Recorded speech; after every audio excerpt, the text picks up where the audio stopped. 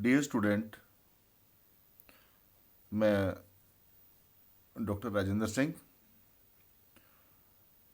आज हम भौगोलिक चिंतन पर जिस टॉपिक पर बात करेंगे, चर्चा करेंगे, वह है फ्रांसीसी भौगोलिक विचारधारा, French school of geographical thought.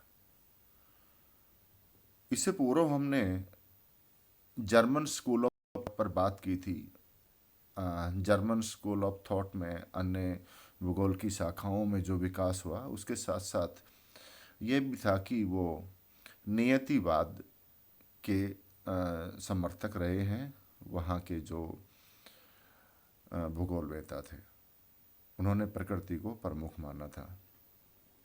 लेकिन फ्रांसीसी स्कूल ऑफ थॉट या ज्योग्राफिकल थॉट में जिस विचारधारा का प्रतिपादन हुआ वह है पॉसिबिलिज्म। और प्रतिपादक थे वो हैं प्रसिद्ध भूगोलवेत्ता विडाल डी ला ब्लास। विडाल डी ला ब्लास और जर्मन भूगोलवेत्ता रेटजल दोनों समकालीन रहे हैं, जबकि हम्बोल्ट विडाल डी ब्लास से पूर्व की पीढ़ी के भूगोलवेत्ता थे। ब्लास के अध्ययन और कार्यों पर जर्मन भूगोलवेत्ताओं का काफ़ी प्रभाव भी पड़ा है। भूगोल के विकास का क्रम फ्रांस में जो जर्मनी और फ्रांस के बीच में जो 1870 में युद्ध हुआ था, उस में फ्रांस चूंकि पराजित हुआ था। उसके बाद में फ्रांस ने पराजय के उपरांत जो हानि की क्षतिपूर्ति के लिए फ्रांस ने अफ्रीका, दक्षिणी पूर्वी एशिया और में अपने उपनिवेश यानी कॉलोनीज बनाए थे। इसी कारण से फ्रांस में सामान्यतः उपनिवेशों के भौगोलिक अध्ययन के प्रति रुचि जागृत हुई, यानी भूगोल के प्रति रुचि जागृत हुई थी। फ्रांस के विश्वविद्यालयों में भूगोल विषय शुरू किए गए। 1892 में पेरिस के सॉर्बोन विश्वविद्यालय में औपनिवेशिक भूगोल के प्रोफेसर का पद सृजित किया गया था। यहाँ पर 1898 में विडाल डी ला ब्लास प्रोफेसर बने तथा अन्य स्थान जैसे रेनीज, बोर्डियो, लियोन, स्विट्जरलैंड इत्यादि विश्वविद्यालयों में प्रादेशिक, औपनिवेशिक, मानव तथा भौतिक भूगोल का अध्ययन अध्यापन शुरू किया गया। 1922 तक यह उल्लेखनीय है कि फ्रांस के सभी 16 विश्वविद्यालयों में भूगोल विभाग की स्थापना हो चुकी थी। 1895 में सॉर्बोन यूनिवर्सिटी में औपनिवेशिक अध्ययन हेतु bureau of scientific studies of colonies की स्थापना की गई। यहाँ पर फ्रांस में भूगोल के प्रति रुचि या जागृति या सभी विश्वविद्यालयों में भूगोल को पृथक विषय के रूप में स्थापित करने का कार्य प्रमुख तौर पर 1870 के युद्ध के परिणाम स्वरूप हुआ था, एक कारण रहा है। दूसरा जो रीजन मैं मानता हूँ वह ये है कि चूंकि हम्बोल्ट ब्लास के पूर्व पीढ़ी के भूगोलवेत्ता थे, जिनका कार्यकाल 1769 से 1859 तक रहा है। हालांकि ब्लास का जन्म 1845 में हुआ है, लेकिन हम्बोल्ट ने अपनी मध्य अमेरिका की यात्राओं के बाद जो विज्ञान और विस्तृत प्रदेशों के विशिष्ट अनुभवों और अन्वेषणों का लेखन जो कार्य किया था, वह उन्होंने पेरिस में रहकर किया था। वो पेरिस में लगभग 20 वर्षों तक रहे थे, जो कि आप भी जानते हैं कि पेरिस फ्रांस की कैपिटल है, राजधानी है। तो उनके उनके लेखों का प्रभाव भी फ्रांस में काफ़ी पड़ा था, जिसके कारण भी फ्रांस में भौगोलिक अध्ययन के प्रति रुचि पैदा हुई थी। अब हम विस्तार से चर्चा करेंगे विडाल डी ब्लास के द्वारा किए गए कार्यों की। विडाल डी ब्लास फ्रांस के प्रसिद्ध भूगोलवेत्ता थे एवं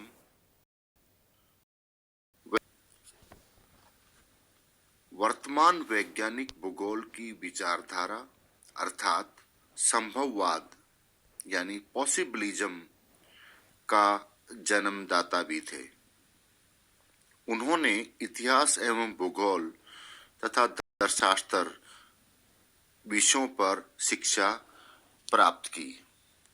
ब्लास ने अपनी शिक्षा पेरिस के विख्यात संस्थान इकोले नॉर्मले से अपना अध्ययन पूरा किया एवं उसके पश्चात उन्होंने यूनान की प्राचीन सभ्यता से प्रभावित होकर उन्होंने अपने शोध प्रबंध या पीएचडी डिग्री हेतु प्लेटो से टॉलमी काल की उपलब्धियों का अध्ययन किया एवं इस कारण वो यूनान भी गए थे। विडाल डी ला ब्लास का कार्यकाल या जन्म 1845 व कार्यकाल 1918 तक रहा। ब्लास पर जर्मन भूगोलवेत्ताओं जैसे रेडजेल, हम्बोल्ट, रिटर, रिस्थोफेन, हैटनर के विचारों से वो प्रभावित रहे थे। रेडजेल उनके समकालीन थे। रेडजेल का कार्यकाल 1844 से 1904 तक रहा है। वहीं ब्लास का 1845 से 1918 तक। रेडजेल का जो प्रसिद्ध एंथ्रोपोजियोग्राफिक ग्रंथ जो कि 1891 में प्रकाशित हुआ था, उसका द्वितीय जो खंड था वह था the geographical distribution of Mankind के अध्ययन के पश्चात और उनके विचारों से प्रभावित होकर ब्लास ने संभववाद संकल्पना का प्रतिपादन किया। ब्लास मानव को प्राथमिकता देते थे। उन्होंने कहा कि प्रकृति भिन्न भिन्न क्षेत्रों में मानव के लिए एक निश्चित सीमा में अनेक संभावनाएं प्रस्तुत करती है तथा यह व्यक्ति या व्यक्ति समूह या समुदाय अपनी तकनीकी क्षमता तथा आनुवांशिक ज्ञान के आधार पर विकास का मार्ग चुनते हैं या अपने कार्य को संपादित करते हैं। जिस प्रकार से रेडजेल के विचार थे कि प्रकृति सर्वोत्तम है, जैसा वह चाहती है वैसा मानव को बना लेती है, इस विचारधारा को ब्लास ने स्वीकार नहीं किया। यहाँ पर ब्लास के जो भौगोलिक चिंतन था उस पर जो उन्होंने अपना शोध कार्य किया था प्लेटो से टॉलमी, उसका एक गहरा प्रभाव भी पड़ा था। और वे कभी भी रेटजल की भांति कठोर नियतिवादी नहीं नहीं बन सके। ब्लास ने रिटर, हम्बोल्ट और रेटजल के कार्यों का अध्ययन करने के साथ साथ जब वो 1876 और 77 में जर्मनी गए, तब वो वहां पर रिश्तोफेन से भी उनकी मुलाकात हुई थी। और उसके पश्चात उन्होंने प्रादेशिक भूगोल पर भी ग्रंथ लिखा। 1898 में ब्लास की प्रोफेसर पद पर नियुक्ति सोरबॉन विश्वविद्यालय, जो कि पेरिस विश्वविद्यालय के नाम से भी विख्यात है, में हुई। उस वक्त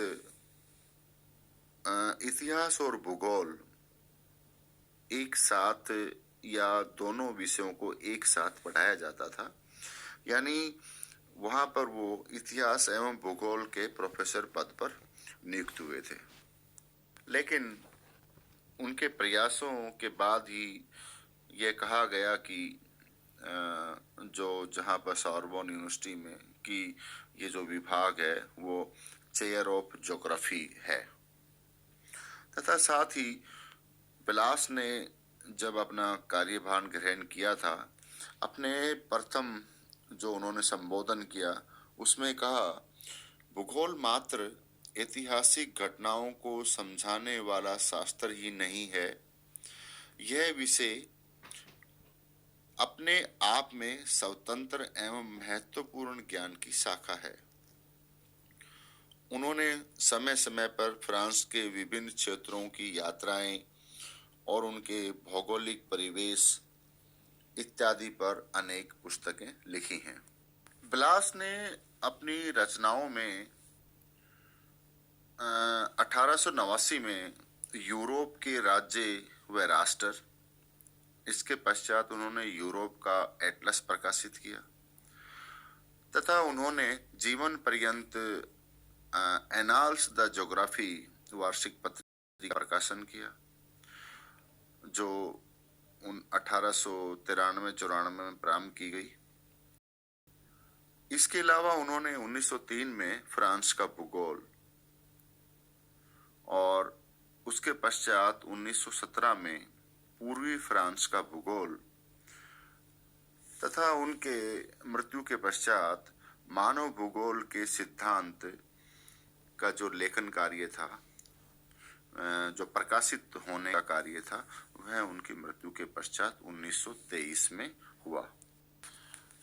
एनाल्स द ज्योग्राफी जो वार्षिक पत्रिका या एनाल्स उस टाइम निकलता था, उसमें विडाल डी ब्लास के द्वारा उस वक्त के जो भी खोज कार्य, चाहे वो किसी शाखाओं में भी हों, भूविज्ञान के हों, खनिज विज्ञान, ऐतिहासिक भूगोल, सभी विषयों पर जो भी खोज कार्य या लेखन कार्य किया जाता था, उनको वह अंग्रेजी, जर्मन व अन्य भाषाओं की रचनाओं को भी फ्रांसीसी भाषा में अनुवाद करके पत्रिका में उन लेखों को संपादित किया जाता था।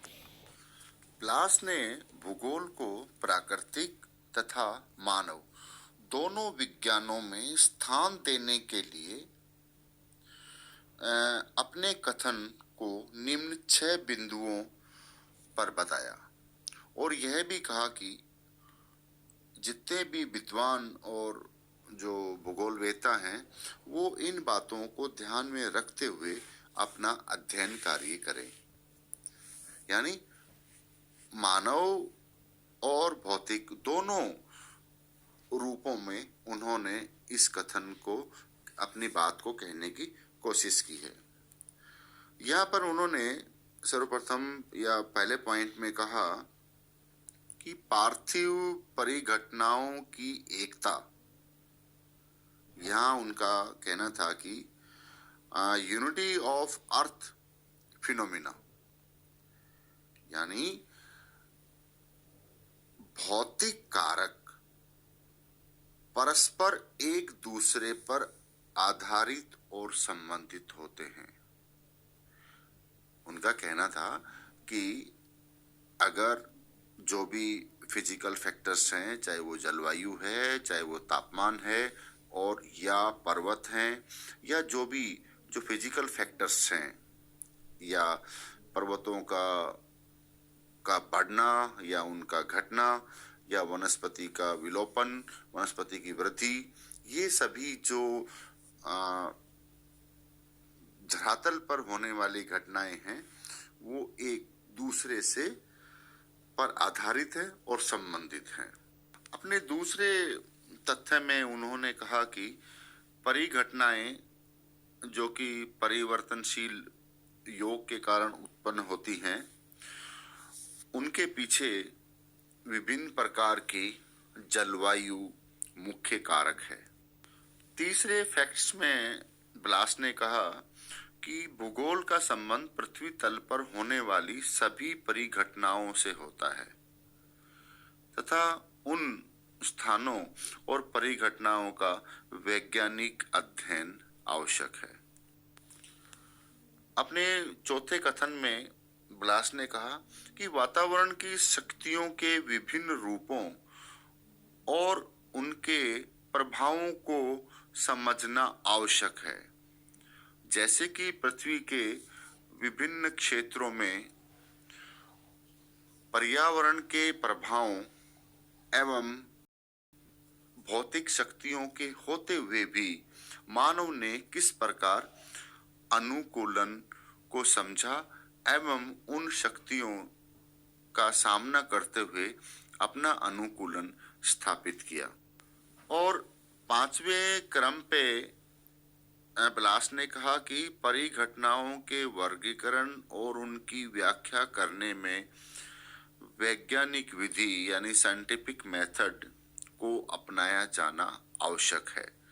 या हम ये कह सकते हैं कि जब तक हम किसी तथ्य को साइंटिफिक रूप से प्रूव नहीं करेंगे, या अगर किसी मानव समाज या जाति ने पर्यावरण की शक्तियों के साथ कैसे अनुकूलन स्थापित किया और किस प्रकार उन पर विजय प्राप्त की, या मानव ने किस प्रकार से एक ट्रेडिशनल पैदा होने वाली पैदावार को नए रूप में परिवर्तित करके अपने उत्पादन को बढ़ाया, ये सब चीजें उसको प्रमाणिक वैज्ञानिक पद्धति से उसको प्रमाणित करना आवश्यक है। और जो लास्ट उन्होंने छठा जो तथ्य कहा था, वो ये कहा था कि मानव द्वारा अपने वातावरण में किए गए परिवर्तन को पहचानना आवश्यक है। यानी मानव ने किन किन वातावरण में रह करके वहां के अनुसार जो परिवर्तन किए अपने सरवाइव रहने के लिए या अपनी उन्नति के लिए, या उन्होंने किस प्रकार से वातावरण पर अपना प्रभुत्व स्थापित किया, उनको पहचानना आवश्यक है, ताकि वह आने वाले जो वर्ग हैं या जो समुदाय हैं, उनके लिए वह कार्य जो पूर्व के लोगों ने किया वह उनके लिए लाभदायक साबित हो सके। ब्लास के द्वारा संभववादी चिंतन का हम पहले ही आपसे डिस्कस कर चुके हैं। चूंकि ब्लास ने मानव को प्रमुख माना है और उन्होंने यहाँ तक भी कहा है कि प्रकृति संभावनाएं प्रदान करती है, मानव उन संभावनाओं को या जो तत्व मौजूद हैं उनको अपनी इच्छा के अनुसार उनका उपयोग करता है, एवं वातावरण जो परिवेश मौजूद है उसमें वह परिवर्तन लाता है। यानी मानव को सर्वोत्तम स्थान माना, लेकिन भौतिक परिवेश या भौतिक घटकों को भी ब्लास ने अपने चिंतन में स्थान दिया था। हालांकि ब्लास ने कुछ तत्वों जैसे प्रवाहित जल, अपरदन या अपक्षय इत्यादि तत्वों पर यह माना कि मानव का नियंत्रण नहीं है, लेकिन उन्होंने यह भी उदाहरण के साथ स्पष्ट किया कि विभिन्न फसलों का उत्पादन, जो कि आज मानव की आवश्यकताओं की पूर्ति हेतु मानव ने उनकी नई पद्धति अनुसार उनकी कृषि एवं नए बीजों की खोज या संवर्धन करके बढ़ती हुई जनता के भरण पोषण के लायक बनाया, एवं जो कि प्रकृति जिन संसाधनों को उपलब्ध नहीं करा पा रही थी, मानव ने भरण पोषण के लिए अपनी तकनीकी का प्रयोग करके अत्यधिक उत्पादन किया, एवं उस कारण से मानव जाति आज भी सरवाइव कर रही है। यहाँ तक कि ब्लास्ट ने यह भी कहा कि nature is never more than an adviser. ब्लास्ट ने सार्वभौमिक एकता पर भी बल दिया था। उन्होंने लिखा है, समस्त भौगोलिक प्रगति में प्रबल विचारधारा यदि है तो वह यह है कि सार्वभौमिक एकता। मानव भूगोल के जो जीवित पदार्थ हैं या भौतिक पदार्थ हैं, उन सभी के योग से ही सार्वभौमिक एकता का निर्माण होता है। यानी मानवीय तथ्य और भौतिक तथ्य एक दूसरे से प्रभावित होते हैं या संबंधित हैं। ब्लास्ट ने अपने चिंतन में प्रदेशों की संकल्पना पर भी बल दिया। ब्लास्ट ने कभी भी प्रदेशों को चार दीवारी की भांति सीमांकित नहीं माना। उनके अनुसार एक प्रदेश में पार्थिव घटनाओं एवं कारकों की अंतः निर्भरता की खोज करके उनकी अन्य प्रदेशों की ऐसी घटनाओं एवं कारकों के आधार पर तुलना की जानी चाहिए। सार्वभौमिक एकता तथा अंतः संबंध के सिद्धांत पर ब्लास्ट ने 19वीं सदी के अंतिम तथा 20वीं सदी के प्रारंभिक दशकों में इसे सुव्यवस्थित विधि से प्रस्तुत किया। उन्होंने कहा, मानव भूगोल के तथ्य पार्थिव भूगोल से संबंधित हैं, जिसकी विवेचना या व्याख्या केवल उन्हीं की सहायता से की जा सकती है। प्रत्येक स्थान पर ये अपने परिवेश या पर्यावरण से संबंधित हैं, जो कई भौगोलिक दशाओं के संयोग का परिणाम है। फ्रांसीसी भूगोलवेताओं में जो प्रमुख भूगोलवेता हैं, जोसेफ विडाल डी ला ब्लास के अलावा वो हैं जीन ब्रून्स और अल्बर्ट डिजामिया। इनके द्वारा क्या योगदान किया गया भौगोलिक क्षेत्र में, उसका अध्ययन हम अगले नेक्स्ट लेक्चर में करेंगे। एवं साथ ही फ्रांस भूगोलवेताओं द्वारा किन किन भूगोल की शाखाओं में योगदान दिया गया, उस पर भी चर्चा हम अपने अगले लेक्चर में करेंगे। जय हिंद।